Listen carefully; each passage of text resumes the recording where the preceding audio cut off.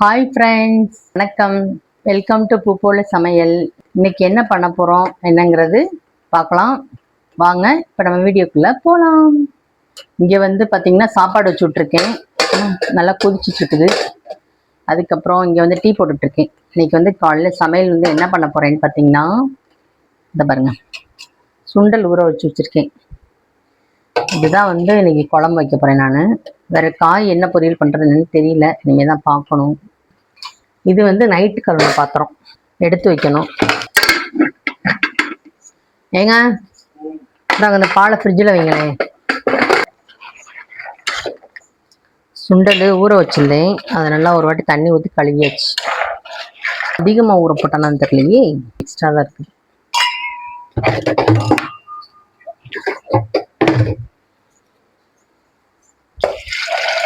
தண்ணி ஊற்றிக்கலாம். இது என்ன மூடி போட்டு 2 விசில் வைக்கணும். நம்மளுக்கு இப்போ டீ ரெடி ஆயிடுச்சு. இந்த பக்கம் சாப்பாடு வேற பொங்குது.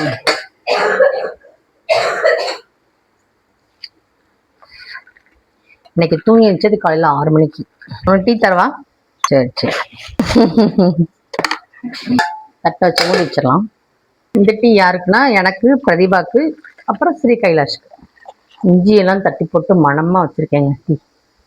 இப்போது நான் என்ன செய்ய போகிறேன்னு பார்த்தீங்கன்னா, இந்த எண்ணெய் எடுத்து இதில் ஊற்ற போகிறேன்.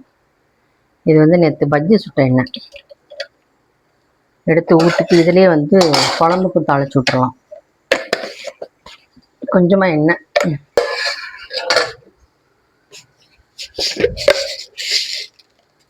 கடுகு போட்டுக்கலாம். வெந்தயம், புளிக்குழம்புக்கா வெந்தயம் போட்டு செஞ்சோம்னா புளிக்குழம்புக்கா வெந்தயம் போட்டு செஞ்சோம்னா நல்லாயிருக்கும். இப்போ வெங்காயம், தக்காளி. இந்த வெங்காயம் வந்து நேற்று பஜ்ஜிக்காக கட் பண்ணது, கொஞ்சம் போட்டுட்டு அப்புறம் கொஞ்சம் எடுத்து வச்சிட்டேன். கொஞ்சம் அதிகமாக இருக்க மாதிரி இருந்துச்சு, அதெல்லாம் போய் எடுத்து வச்சாச்சு. இப்போ நம்ம காய் சேர்த்துக்கலாம். காய் வந்து என்னென்ன எடுத்துருக்கேன்னா, கத்திரிக்காய், முருங்கைக்காய், அதுக்கப்புறம் வந்து மாங்காய், எல்லாமே போட்டு ஒரு புளிக்குழம்பு. ரொம்ப நாள் ஆச்சு இந்த மாதிரி குழம்பு வச்சு. காய் கொஞ்சம் நல்லா வதக்கி விட்டுக்குருவோம், ஏன்னா காய் வதங்கினா தான் குழம்பு நல்லா டேஸ்ட் இருக்குது. புளி ஊற போட்டேன், ஆனால் நம்ம வந்து மாங்காய் போட்டுக்கனால புளி ஊற்ற தேவையில்லைல்ல. நான் வந்து மாங்காய் போட்டேன்னா புளி ஊற்ற மாட்டேங்க, மாங்காலே புளிப்பு இருக்கும். நம்ம வந்து இதையும் ஊற்றி அதையும் போட்டோம்னா ரொம்ப புளிப்பாக இருக்கிற மாதிரி தெரியும். இப்போ காய் வதங்கிடுச்சு, இதில் போட்டோம். இதில் வந்து சுண்டல் வேக வச்சுருக்கேன், அப்படியே அது கூட வந்து வதக்கின காயும் சேர்த்தாச்சு. இப்போ 2 ஸ்பூன் குழம்பு மிளகாத்தூள், அதை போட மாட்டேன், இப்போ போட்டுடலாம். இப்போ மல்லிப்பொடி, மஞ்சத்தூள் கொஞ்சம் போட்டுடலாம். இப்போ தேவையான அளவு உப்பு. அவ்வளோதாங்க, நம்ம குழம்பு அப்படியே நல்லா ஒன்றா கிளறி விட வேண்டியதான். கொஞ்சமாக தேங்காய் அரைச்சி விட்ட போகிறேன், கொஞ்சம் தண்ணி ஊற்றிக்கலாம். நம்ம தேங்காய் அரைக்கிறதுக்குள்ள வந்து இந்த மசாலாலாம் கொஞ்சம் வெந்துடும், அது அந்த பச்சை வாசனை போயிடும். அதுக்கப்புறமா நம்ம தேங்காய் ஊற்றணும். இங்கே பாருங்கள், குழம்பு அப்படியே மாங்காவோடு எடுக்கும்போது சூப்பராக இருக்கும். குழம்புக்கு இப்போ நம்ம தேங்காய் வெட்டிக்கலாம். இந்த தேங்காய் கூட வந்து நான் என்னென்ன போட்டு அரைக்க போகிறேன்னு பார்த்தீங்கன்னா, ஜீரகம், சோம்பு வேணாலும் கொஞ்சம் லைட்டாக போட்டுக்கலாம். லைட்டாக தான் போடணும், போடக்கூடாது. ஆனால் சோம்பு வந்து வாங்க வேண்டியது இருக்குது. தேங்காய் அரைச்சதையும் ஊற்றிக்கலாம். நம்ம என்னது நிறைய டீ கொடுத்துட்டேனா? தம்பி கொஞ்சம் வச்சிருயா அதில். இப்போ என்ன பண்ணணும்?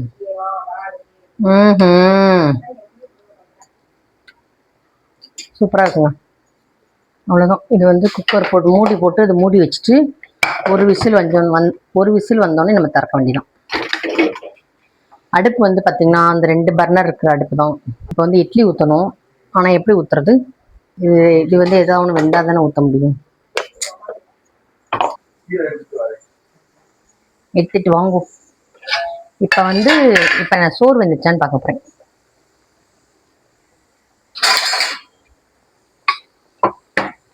போயிட்டு வாங்க, அதுக்குள்ள இட்லி ஊற்றி வச்சிருக்கேன்.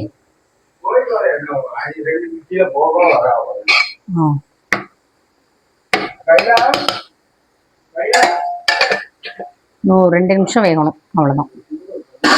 அதுக்குள்ளே நான் வந்து இந்த இங்கிட்ட பாத்திரத்தெல்லாம் கொஞ்சம் எடுத்து வச்சுக்கிறேன். இந்த பாத்திரம்லாம் கைக்குள்ள கால்குள்ள இருந்துச்சுனாலேயும் ஒரு மாதிரி ரொம்ப டிஸ்டர்பாக இருக்கும். குக்கரில் விசில் வரப்போகுதே, குக்கரில் விசில் வந்துருக்கு. அவ்வளோதான், ஆஃப் பண்ணிட வேண்டியது. குக்கரை தூக்கி கீழே வச்சு விட்டுருணும்.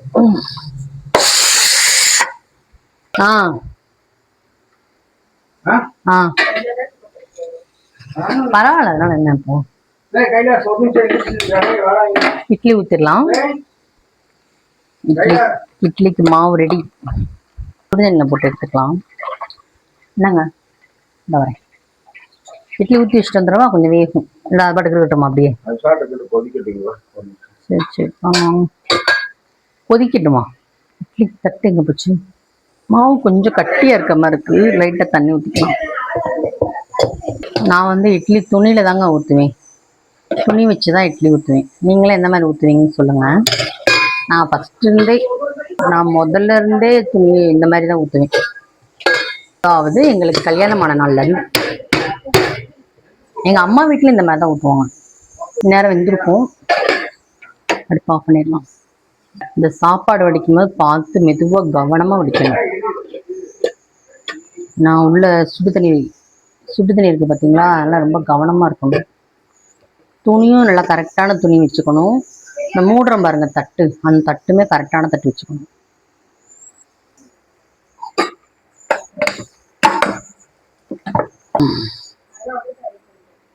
முட்டை வேக போட்டுடலாம். காய் வைக்கல நான். இதுவே சுண்டல், அப்புறம் கத்திரிக்காய், முருங்கைக்காய், மாங்காய், அதுக்குள்ளே ஏகப்பட்ட காய் இருக்குது. அப்புறம் அதுவும் இல்லாமல் காய் வைக்கிறதுக்கு இப்போ டைம் இல்லை.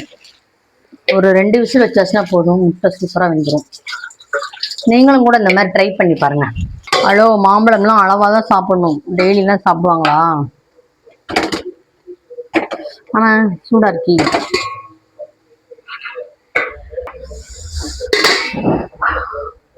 பயங்கரமான சூடு. நைட்டு 12 மணிக்கு ஃபோன் பார்க்குது.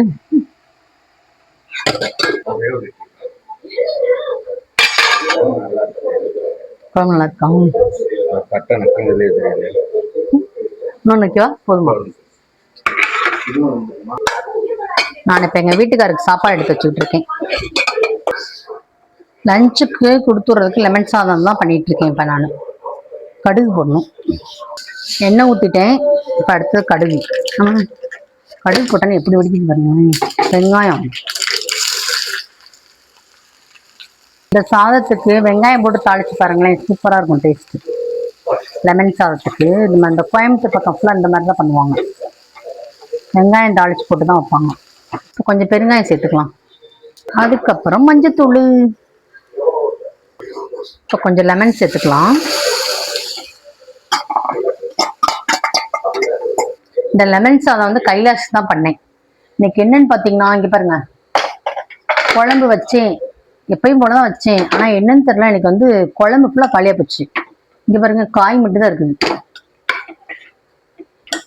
ஆனால் இவங்க எல்லாருமே கொண்டு போயிட்டாங்க, சாப்பிட்டாங்க. எல்லாம் இட்லி ஊற்றி சாப்பிட்டாங்க, நல்லா இருக்குன்னு சொல்லி. மாங்காய் கட் பண்ணி போடவும் நல்ல டேஸ்ட் ஆயிடுச்சு குழம்பு. அதனால குழம்பு தீர்ந்து போச்சு.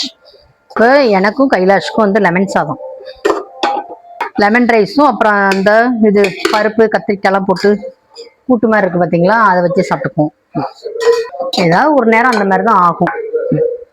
திடீர்னு எப்பயும் போலதான் வைப்போம், ஆனால் நிறைய இருக்கிற மாதிரி இருக்கும். மறுநாள் கூட மிஞ்சி போகிற மாதிரி இருக்கும். ஒரு நேரம் இந்த மாதிரி ஆயிரும். லெமன் சாதத்துக்கு இந்த மாதிரி வெங்காயம் போட்டு தாளிச்சு பாருங்க, நல்லா இருக்கும் டேஸ்ட்டு. நல்லா இருக்கும். இங்கே இருக்கு பாருங்க, இந்த கூட்டம் எடுத்து வைமா, நான் சாப்பிட்டுக்கிறேன்னு சொல்லிட்டான். அது அப்படியே ஒரு கிரேவி மாதிரி இருக்குல்ல, தொட்டு சாப்பிட்டுக்கலாம். நானுமே மதியத்துக்கு தயிர் ஊற்றி இதை வச்சு தான் தொட்டு சாப்பிட போகிறேன். அதுவும் நல்லா இருக்கும். அவ்வளோதாங்க, சமையல் வேலை முடிஞ்சுங்க. எல்லாம் ஸ்கூலுக்கு போயிட்டாங்க. அதுக்கப்புறம் எங்கள் வீட்டுக்காரன் டூட்டி கிளம்பி போயிட்டாங்க. பாருங்க, அந்த கிச்சன் எப்படி ஃபுல்லாக தலைகீழ மாறி இருக்குது. இதெல்லாம் க்ளீன் பண்ணணும். இன்னைக்கு தண்ணி வரணும், அப்புறம் தண்ணி வேற பிடிக்கணும். இன்னைக்கு மிஷினில் துணி வேற போட்டிருக்கேன். இதுவே ஆயிரும் வேலை, மத்தியானம் ஆயிரும். அதுக்கடுத்து கொஞ்சம் இந்த பொடிக்கெல்லாம் வந்து கொஞ்சம் வறுக்கலாம்னு நினைக்கிறேன்.